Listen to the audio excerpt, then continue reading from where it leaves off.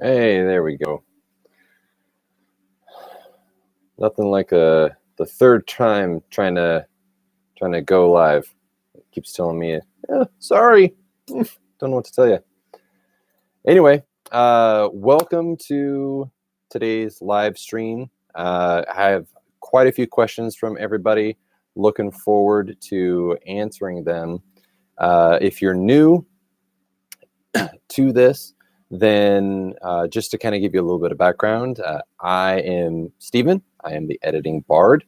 I am a developmental editor and story coach, and I help people bring their stories to life.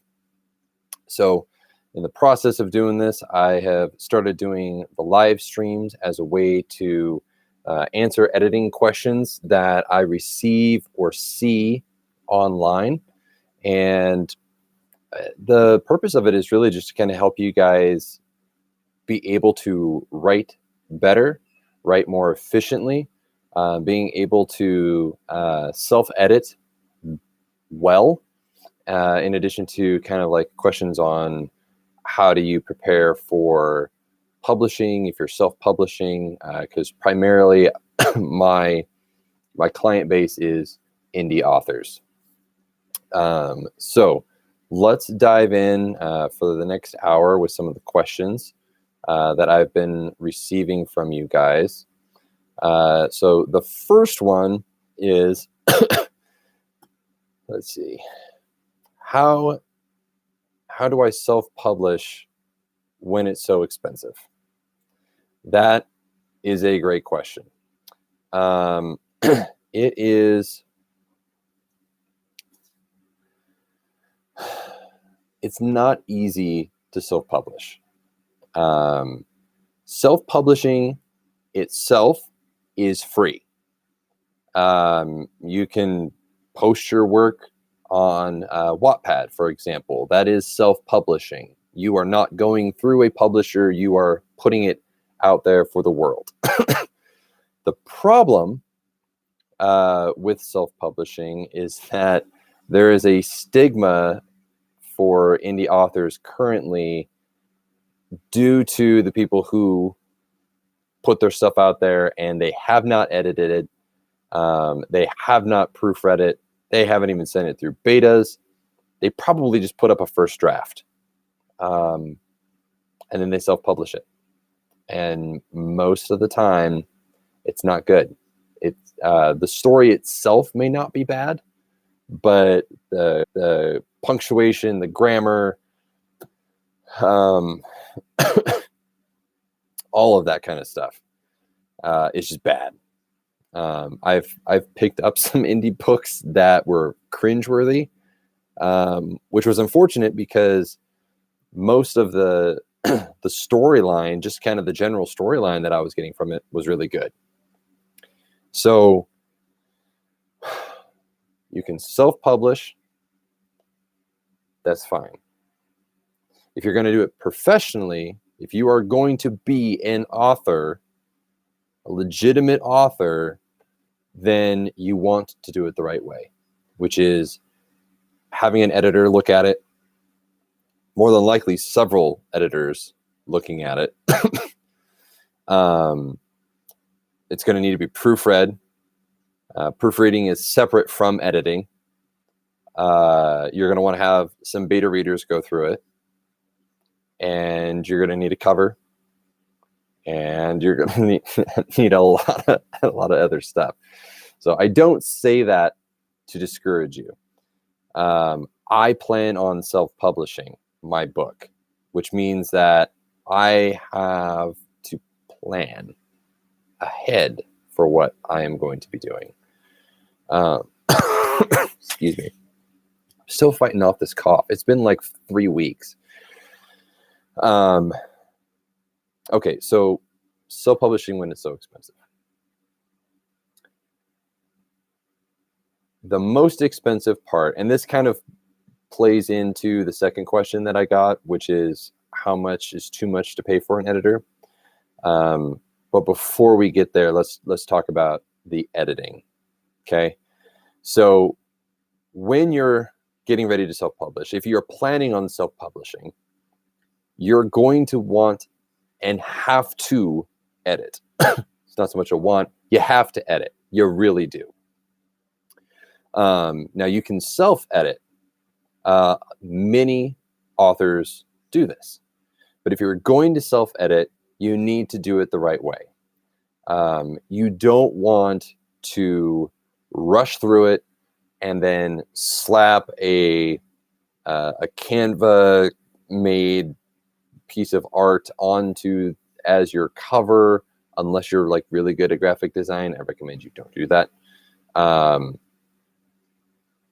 And then you put it on Amazon or you try and get it into a bookstore or something like that.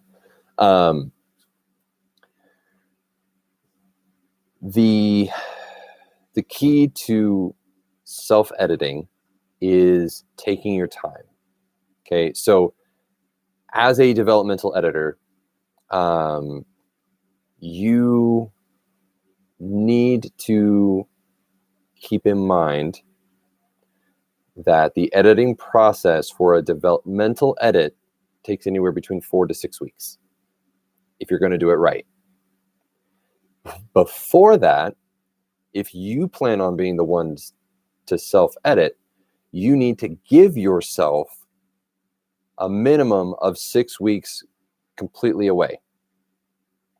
You lock it in a drawer, you put it in a safe, you hand it to a friend, and you do not touch it for a minimum of 6 weeks. I don't say that to torture you, but you need to get out of the creative mindset and into the analytical mindset. And in order to do that, you have to give yourself time away. You have to give yourself a break. So after the 6 weeks, you come back. You are done for right now with the creative side of things. You are now getting into an analytical mindset, okay, where you are going to be cutting and doing notes, leaving comments for yourself. These are the kinds of things that you're going to need to be doing. You are not rewriting while you edit. That is so key. You cannot rewrite. I can't even say it. Rewrite while you edit. Don't do that. So you leave comments.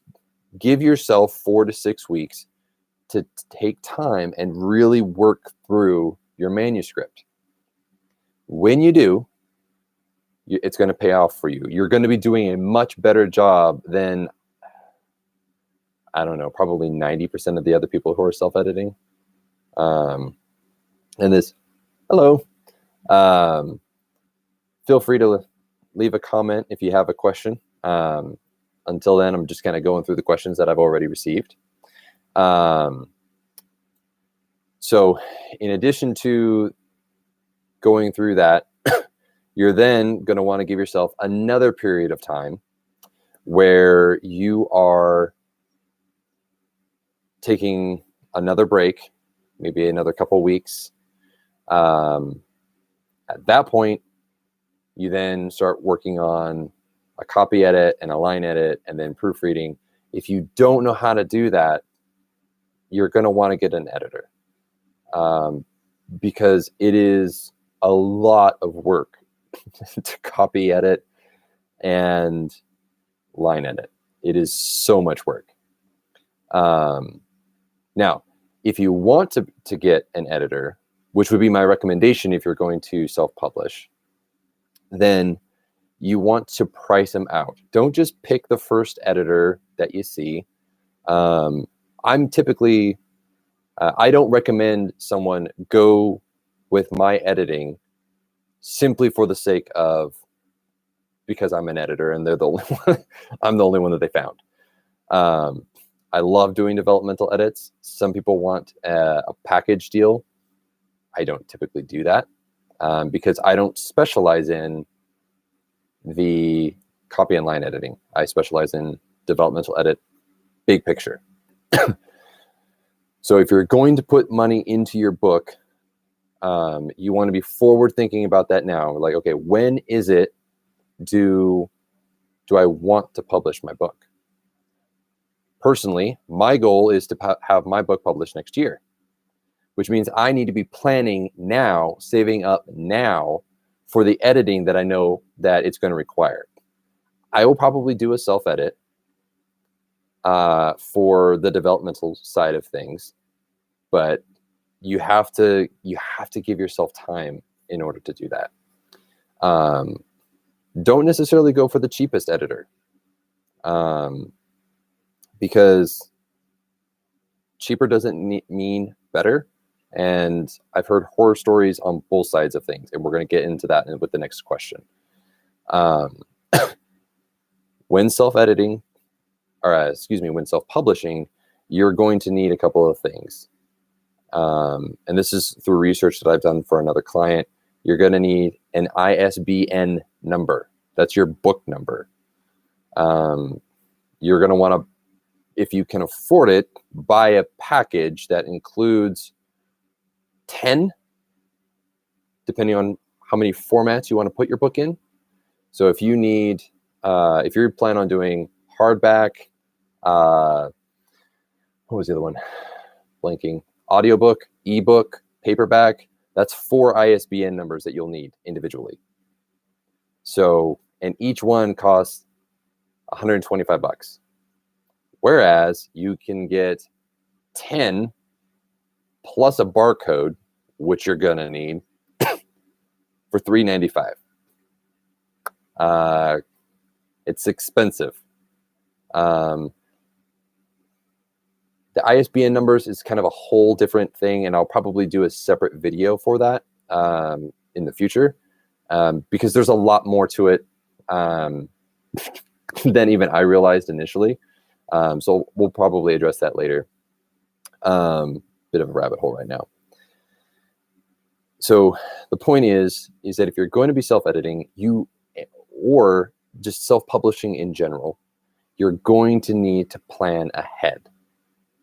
You want to give yourself time to A, make sure you have enough time to edit if you're self-editing.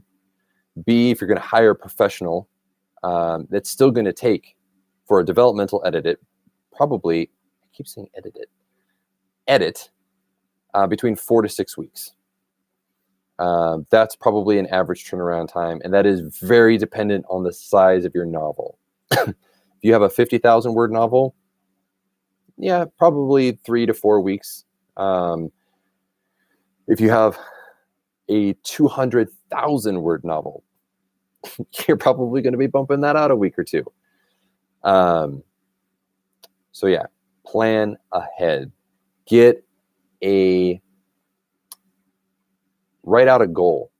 Write out a list of goals. Your timeline. You need to have that, and start saving up. Price it out. Get quotes from people. Like I do sample edits for like a penny a word is what I do it for. So usually that ends up being someone's first chapter, and that's so that way they kind of get a flavor of what it is that I do. And that money that they spend isn't just going to waste. It actually goes towards their towards the deposit, depending on the size of their novel. So it's not just paying me for the sake of paying me and then having to pay me more. I put it towards the overall cost of the entire thing.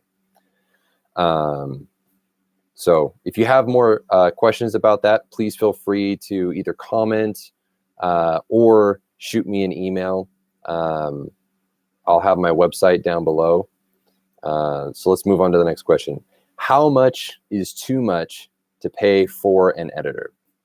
That is a great question, because most of the time I see people paying either way too much for an editor or they're trying to cut the legs off of somebody unintentionally. I mean, I get being on a budget. I don't have thousands of dollars to just throw out to people to pay to fix my book. But how much is too much? part of it depends on the size of your novel. The bigger the novel is, the more expensive it's going to be in general. On Facebook, on one of the Facebook groups the other day, I saw someone who had a 200,000 word novel, and they had a quote given to them for $5,000. I don't have $5,000, even if I had a novel that size. It's a big novel. I wouldn't charge that much personally. I also don't know what kind of editing they were looking for. It depends on the type of editing. This is why it's so important that you get quotes from different editors. Because some of them, if they're just starting out, their prices are typically going to be a little bit lower. That doesn't make them any less qualified to do it. It just means that they're starting up their own freelance business, just like I have been doing. I base my rates off of a flat rate. So how much time I think it's going to take me in order to do the book. So rather than setting it as an hourly rate, I'm essentially doing it as a salary to my, in terms of how I pay myself.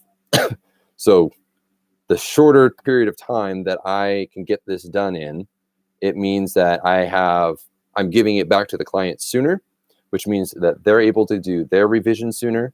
I do complimentary second edits, a second pass through as part of my developmental editing. And so when they get it back to me, I then go through it again. So I am lower than most other editors, and I'm also higher than some of the other ones just starting out. Get quotes, get samples, depending on the type of editing that they do. Sometimes you can get free samples. Copy and line edits will typically be free. Some editors who do developmental editing will provide you with a free developmental edit of the first chapter, maybe first 2 chapters. There's a lot of work that goes into editing. And indie authors don't have typically thousands of dollars to just throw at editors. Unless you've been successful and you've already had some books published and you're kind of getting some income from that, just starting out, it can be very hard and it can be daunting, which is why most people self-edit, which is why you have the stigma of people just kind of throwing stuff out there and calling it good and just waiting for money to roll in, and it doesn't, because it's not done right. If you were doing a let's say 125,000 word novel, right? Typically that's going to be a fantasy, part of the fantasy genre. You could reasonably expect to pay between $1,500 and $3,000 for an edit. Now, again, some editors will do a package deal where that everything's kind of wrapped up and included in that. I don't necessarily agree with doing it that way, only because when you stare at your story for so long, you get writing blindness. You can't see the forest through the trees because you've literally been building up the forest the entire time, which is why self-editing is so hard. The same thing can happen to an editor where they've spent so much time, they've spent 4 to 6 weeks just diving in for a developmental edit. And now, after they've sent it back to you, you send it back to them after you've made the revisions and stuff. If it's changed enough, then you may not have to worry about it so much. But then they have to do a copy edit. Then they got to do a line edit. And while it is a little different, it's very hard to see those errors, the punctuation mistakes, those kinds of things when you've been kind of steeping in this story for so many weeks. So I typically recommend against doing it all in one package. Proofreaders are different. Proofreaders typically pay by the word. And the prices range. It's all over the place. I mean, you have some that are working for less than a penny per word, and some who are like 5 cents a word.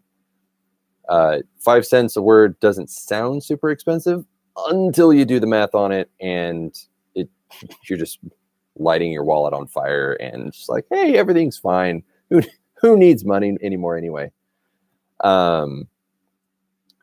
So there's no one rule of thumb when it comes to how much to pay for an editor. You want to do right by you. There are people who have paid, clients of mine who have come to me, they've paid upwards of $3,000 for a single edit, and then went back, had a second editor run through it, and that editor found a ton of issues. And as they should have been, they were very upset. I mean, $3,000, that's not chump change. That's a lot of money. So you need to find an editor that you feel comfortable with. Ask for samples. If the editor is trying to change your author voice, which is they're editing and telling you what you need to put in there, run. You don't want that kind of editor in your life. They will try and take over your book. You want an editor who you're going to pay money to suggest, advise, and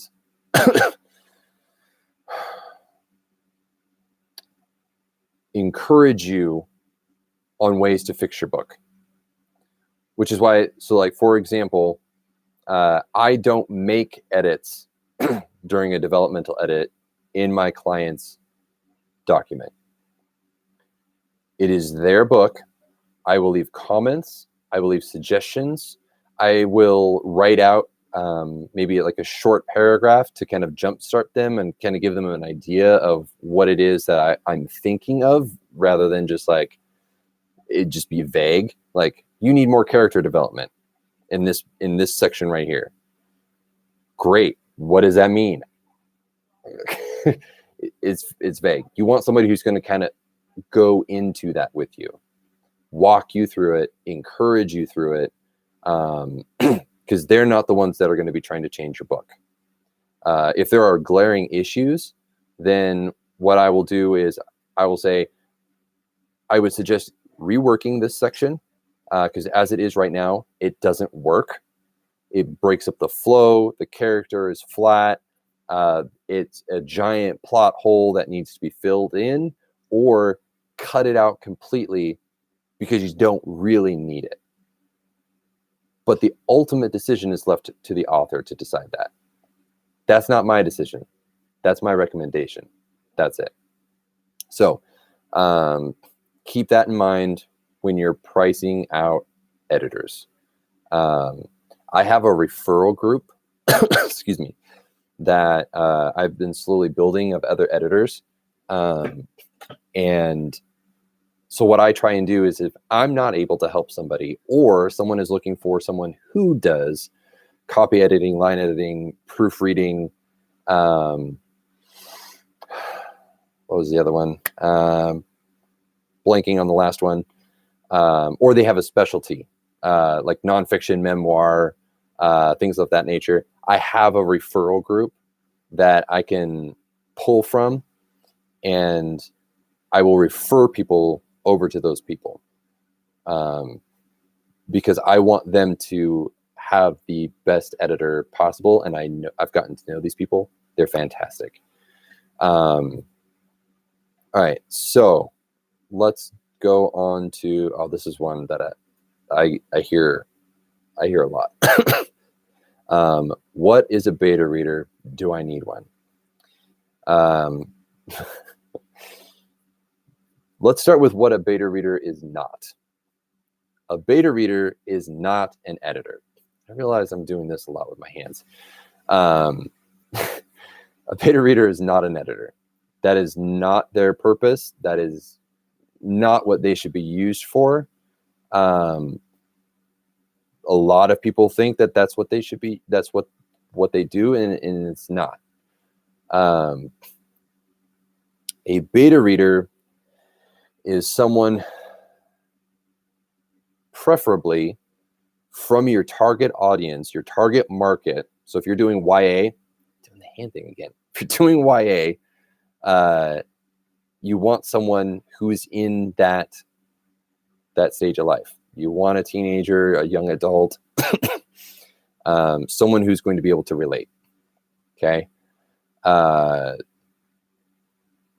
You have developmental edit, you have copy edit, you have line edit, you have proofreading, and maybe in between the line edit and the proofreading, you have a set of beta readers, or after the proofreading, you have a beta reader, and then publishing.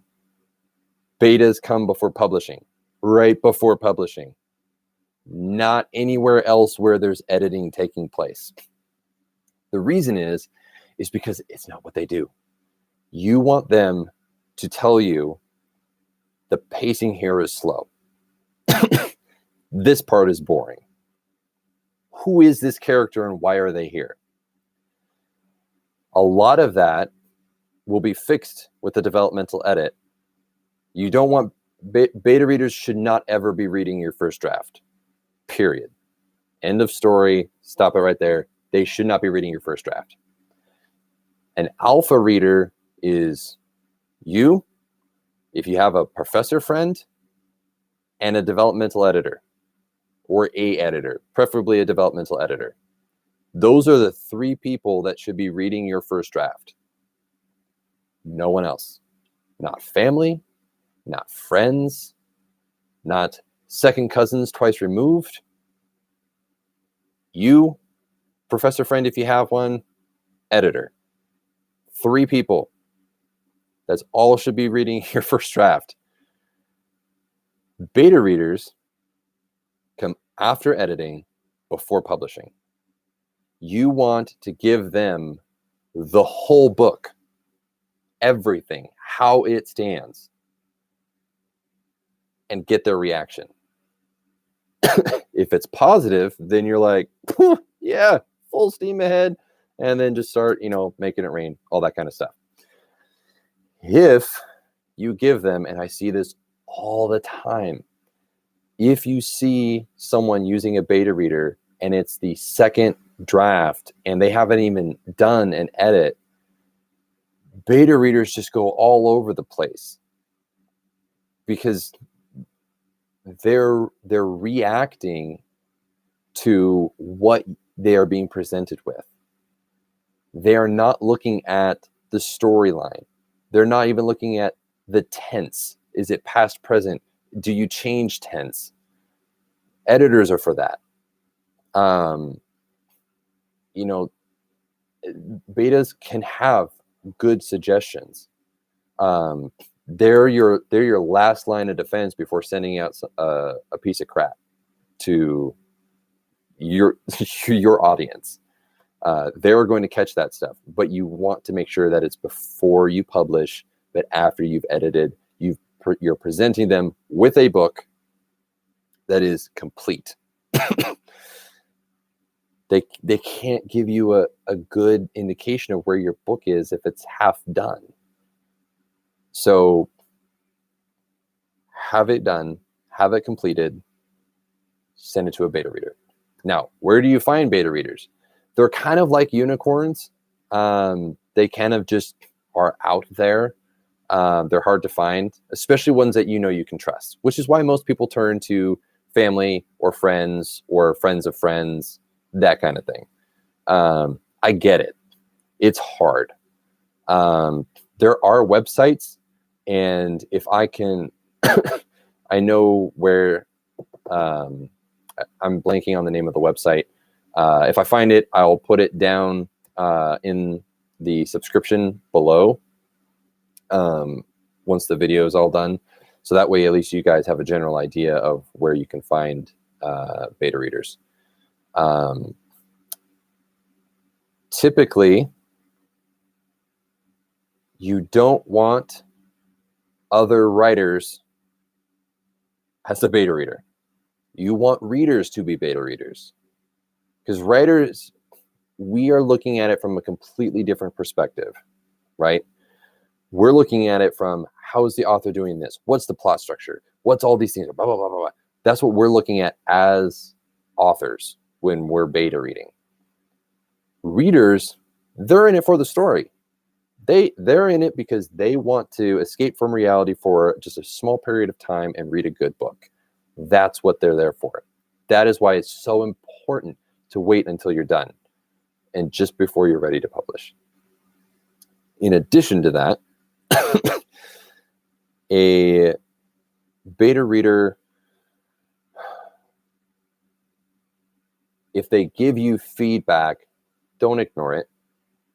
Don't pretend like it didn't happen. One, that's not how you learn. Because there are times when betas have very good suggestions. It may be for a key plot point, and you had it thinking one way, and they're like, oh wow, I really thought it was going to go this way, but the other way was okay.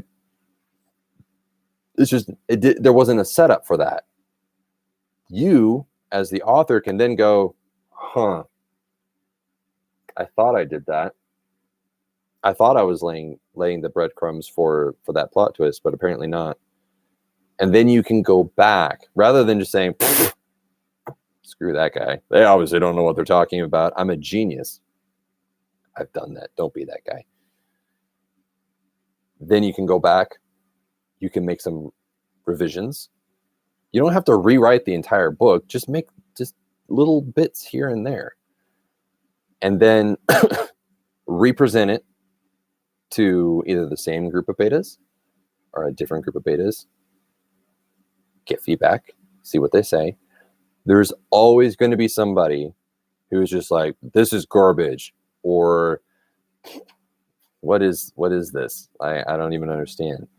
Or they're going to think that they have the best idea in the world, and they probably mean it. They probably want to help. But you have to take it with a grain of salt. You are the author. They do not dictate what you write in your book. So keep that in mind. Beta readers are not the end all be all. They are your test market to make sure that you are on track.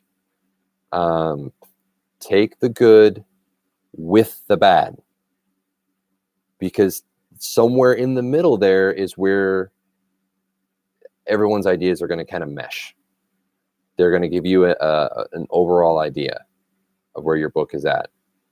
And if you have a couple of negatives with some good suggestions, take those little nuggets, pluck them out, put them into the book. If it's just like, I get it, but it just doesn't match the tone or anything with my book, that's okay. Thank them for their opinion, because that's all they're giving you is their opinion. Thank them for it. Move on. Lastly, with beta readers, you shouldn't be paying a beta reader. They're not an editor. I get that there are some betas out there, and I've seen them. I haven't worked with them, but I've seen them that they will pay, hey, feel free to comment, ask questions, editing, writing tips, all that kind of stuff. There are betas out there who will do a little bit deeper read of your book. That's great. Still probably shouldn't be paying someone other than your editors. that's a personal preference thing for me. The whole point of beta readers is that they're free. So essentially what you're giving to the beta reader is a free book, and then you're getting their opinions back. That's kind of the trade-off. If you're going to pay for a beta reader, I mean, don't pay a lot of money for them. Try to stick with free. If you know someone who has used a beta reader before, ask other authors, hey, do you know any beta readers that are available right now? They might be coming off of a book, and they might know somebody, be like, hey, yeah, I used so-and-so, and they were fantastic. Free is better for betas. Don't pay for betas. Pay for editors. Pay for editors. All right. Enough about betas. Or I guess I didn't really answer the question. Do you need one? Yes. Yes, you should use a beta reader. People send them out all the time. They publish their books all the time without a beta reader. But if you want to really make sure that your book is going to be hitting your target audience, I highly recommend that you get a beta reader. So do you need one? No. Should you have one? Yes. So that's all I'll say about that one. So this one pertains more for nonfiction writers. And that's, can I use real names in my book? Again, the answer is yes. Should you? No, probably not. And it honestly depends on the type of book that you're writing. For people who are doing nonfiction, because the difference between nonfiction and fiction is nonfiction is designed to be truth, factual, 100% accurate. Fiction, you can fudge the details a bit. You can change some things up. You can embellish some things. So that way people may not necessarily recognize that that is who you're basing them off of. Because coincidence. So for an example, I was doing an edit for someone who was doing a nonfiction, and they wanted, or I was reading it, and they just kind of ripped apart one particular person that they had dealt with.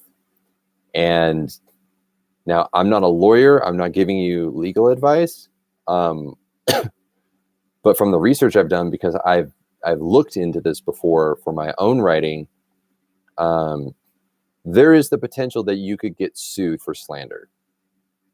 If you're ripping somebody apart and hurting their reliability and just kind of, it's bad.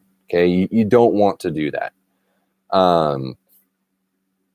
So if you are wanting to dive into the details of someone specific, and you don't want to get, or if you don't want to have any issues, you can fictionalize it. You still need to be careful, because if they live in the same town as you, and you're like, well, this guy's name is Joe.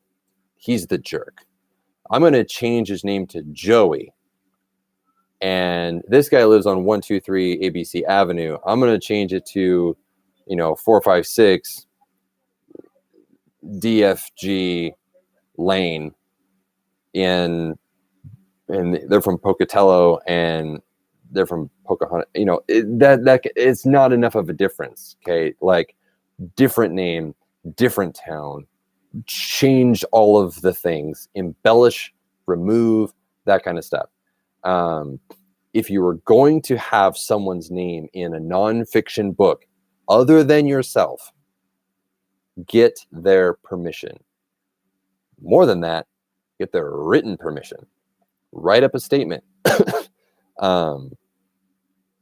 use like a DocuSign. So like write it up in Word from a template and put it into something that's a DocuSign. Now, again, no, this isn't legal advice. This is cover your butt advice. If you have a document that was electronically signed, and you can say, hey, they gave me permission to use their name in the book, as long as you're not slandering them or destroying their reputation or doing anything of that nature, then you say, I have the permission. They gave it to me. I have a piece of paper. It's got a date. It's got their signature. It's got my signature on it. I have proof. That's a cover your butt kind of thing. Doesn't mean that if you screwed up that you're not going to get sued, but you at least have something to show for it, rather than like, well, they told me through Facebook Messenger. That doesn't mean anything. The little paper with the signatures may not mean anything. Again, it's just covering your butt. But get permission. Ask permission. If you don't get permission from that person, you can use details, but they need to be generalized. If so-and-so swindled you, right? But it's a family member that swindled you.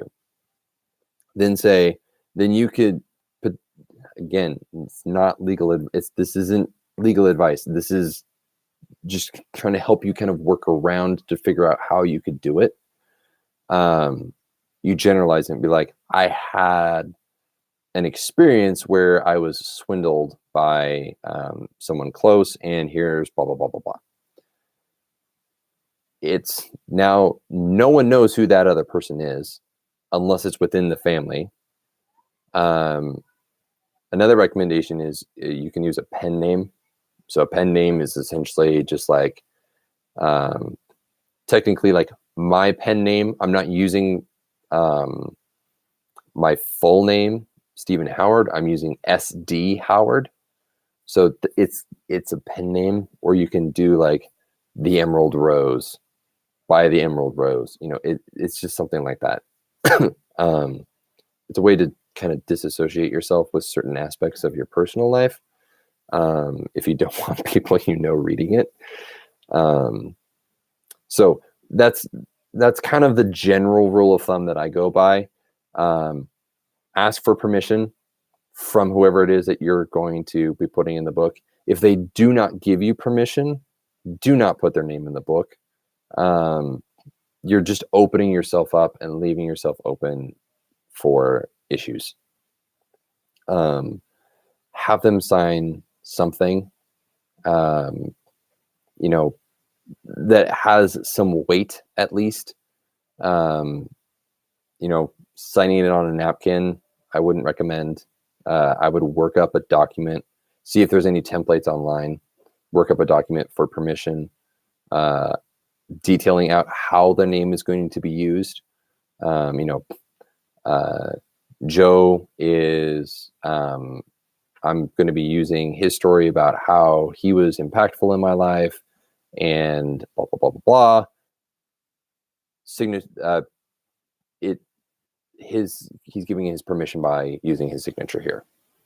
And with DocuSign or Sign Request or something like that, it's as easy as you upload the file, you put where the signatures need to be, create a date, and you email it to them, and then they send it back. And then you save that in a folder that you're going to remember where it is. Okay, let's move on to the next one. Should I be on Wattpad?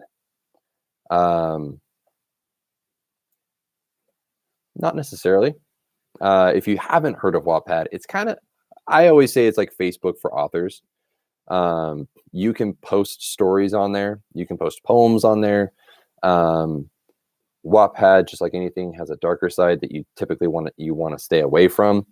So you just got to be careful about what it is that you're searching for. But I got on there 2 years ago when I had plotted my my fantasy series to death. I mean, I was done with it. I was disgusted by it. I didn't even want to look at it. And I was like, I don't even remember why I'm writing anymore. I don't even remember what my writing voice is. So I went back to how I started writing, and I started doing fan fiction.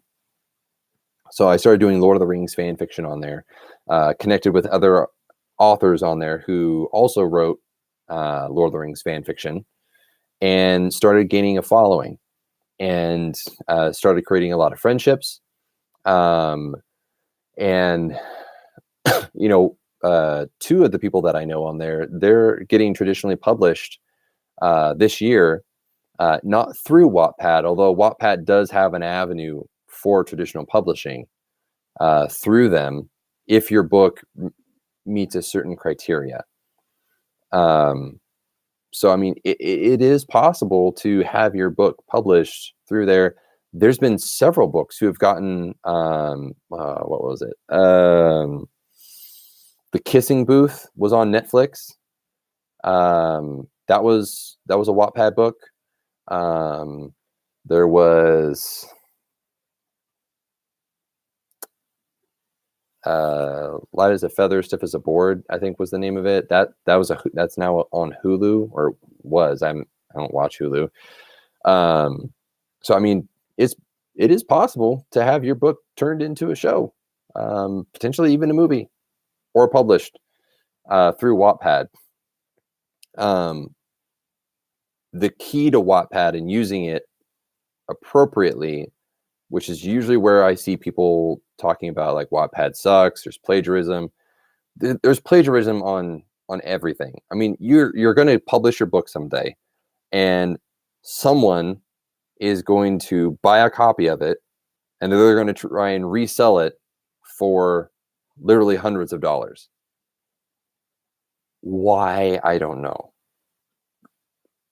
$15 book, same book, $200. Why anybody would pay that, I have no idea. But people apparently do. So it's piracy, but you're coming up with a book idea, let alone stealing someone else's idea and then trying to write it, is really hard. I mean, very few people are going to do that. There are going to be some jerks out there. Absolutely. But here's the thing. Your book is copyrighted, and I'll do a separate video on this as well, because there's a lot more to it. Your book is copyrighted by United States, by the law, as soon as you put it to paper, or as soon as you upload it to Word. As soon as you're typing it, as soon as it's from your head onto something tangible, it's copyrighted. Now, you can't enforce that without a actual copyright from the government, which is between $35 and $55. But you can only do that once you're published. Any time beforehand, it's still going through so many different revisions and stuff, it just doesn't make sense. Which is why, when it comes to the piracy and to the plagiarism, I think people worry about it too much. I mean, it's a yucky feeling. Someone's stealing your work, right? And trying to pass it off as their own. It's very easy to report on Wattpad if you find plagiarism. An easy way to avoid that altogether is don't post your original work on Wattpad or anywhere on the internet. And that's a whole different thing if you're trying to traditional publish. If you're posting on Wattpad an original work, so I had done that. I've used up first rights for my book, right? So a traditional publisher probably won't accept a manuscript if I sent it to them. That's just kind of how it is.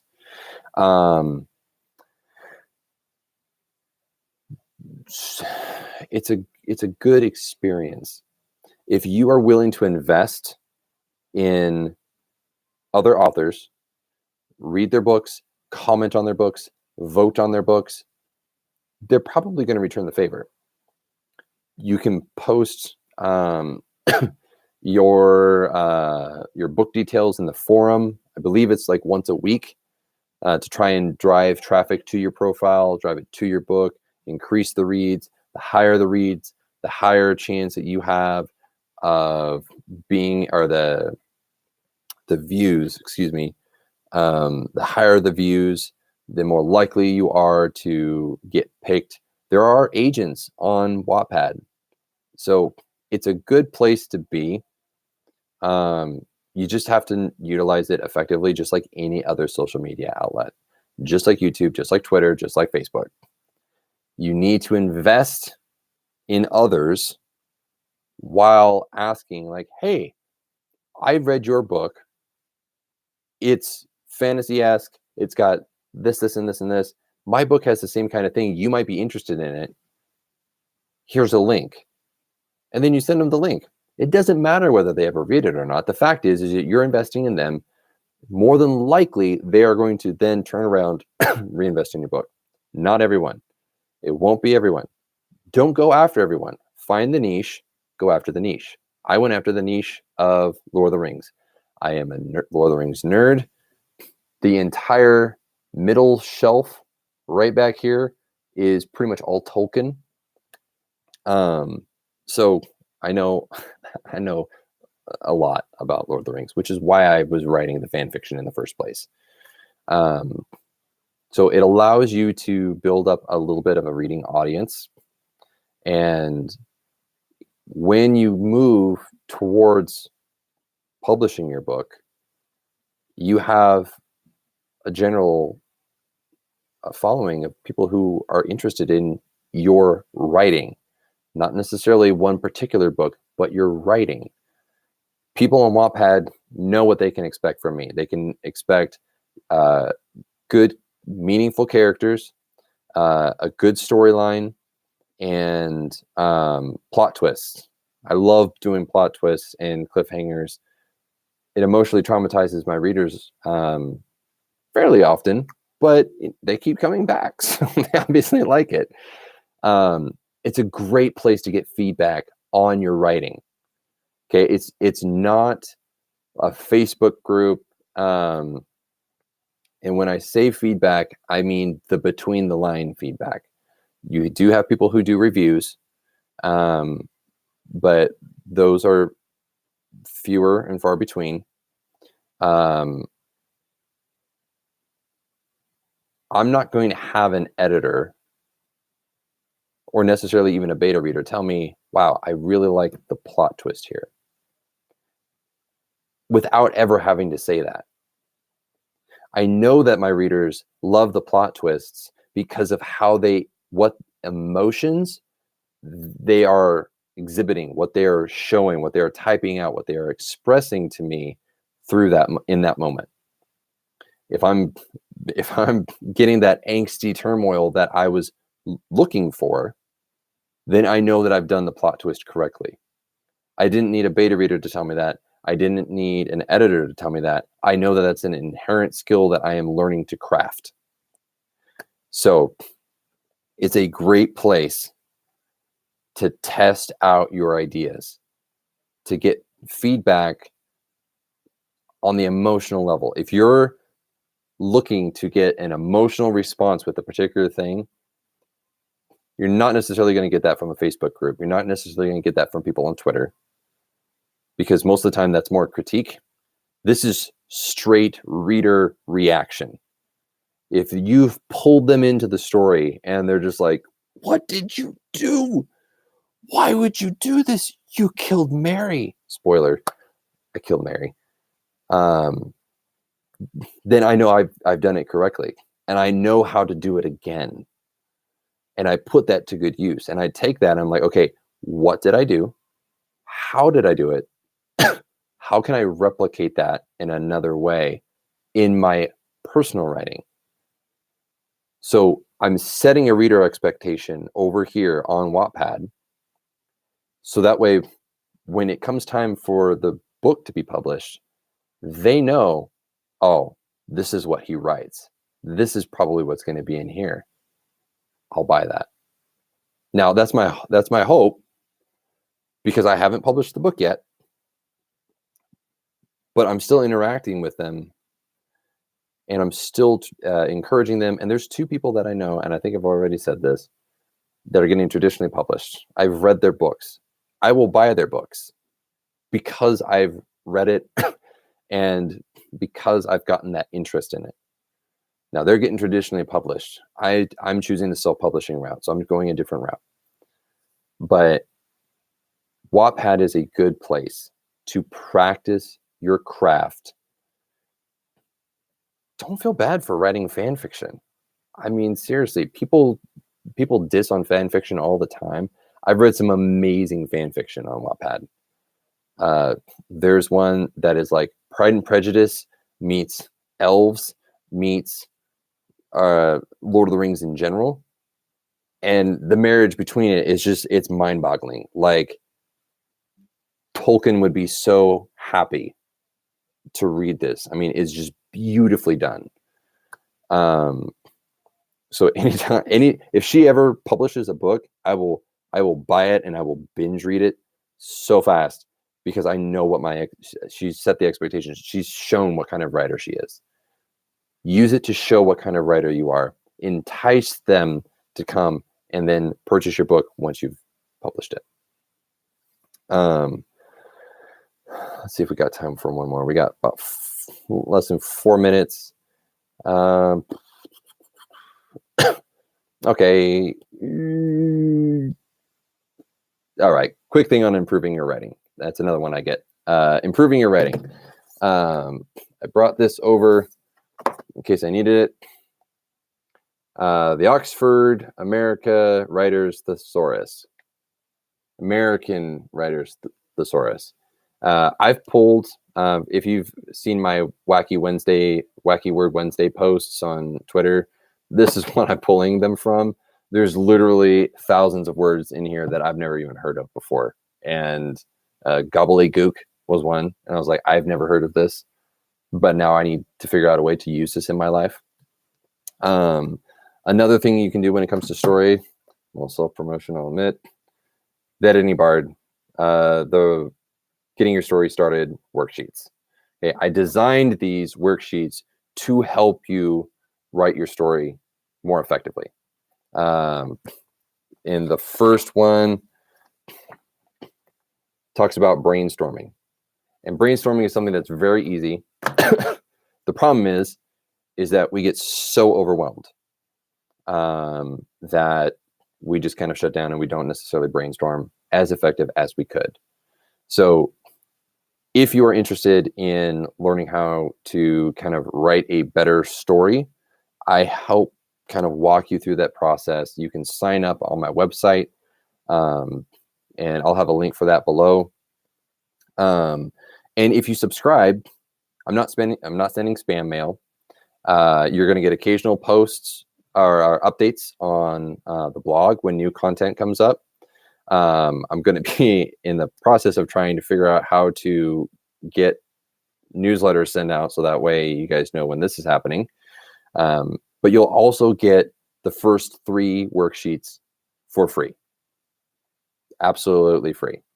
And that covers brainstorming, it covers outlining, and it covers character creation. You can purchase, if you want, the binder that has all 6. It hasn't gone up on the website yet. I'm trying to get some quality photos to actually show you guys what's in the worksheets rather than just a black logo. Not really enticing, even for me. So keep that in mind. If you guys enjoy these, please send me your questions.